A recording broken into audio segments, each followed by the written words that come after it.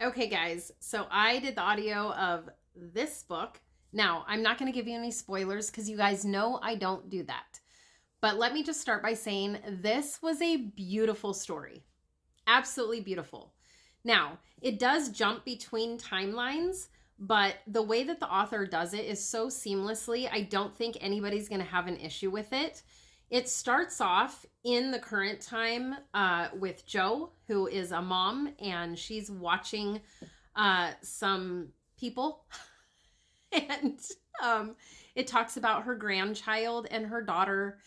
And then it jumps into the past to show you how she got to where she is now. And that is where the story becomes just absolutely beautiful.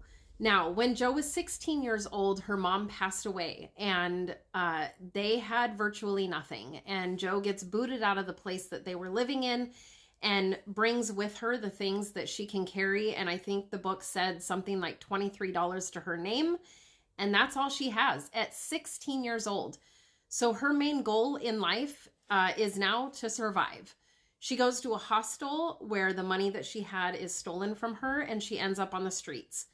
She meets a woman named Eve, who is very close to her age, and Eve is a squatter. So Eve brings her back to the home that she is living in with a gentleman named Scott. And they have a garden going, so they kind of live off the land. And this house is kind of run down, but they keep it up in the parts that they live in, especially as much as they can.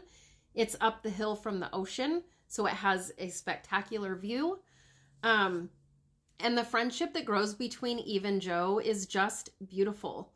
Eve is a very charismatic, positive, optimistic human being, and I just adore her character.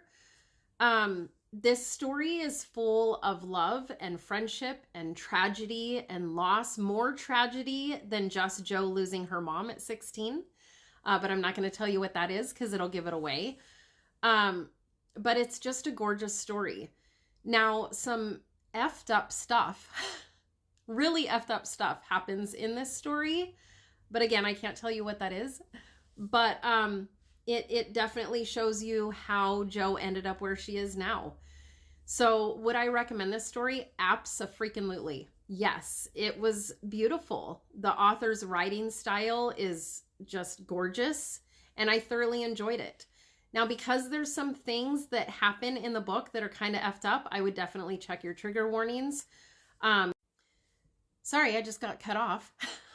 But yeah, so check your trigger warnings, but it's not anything like, oh, well, check your trigger warnings.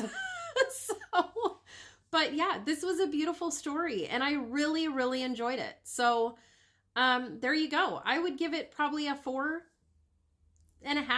maybe, stars. Anyways, that's it. So keep smiling, guys.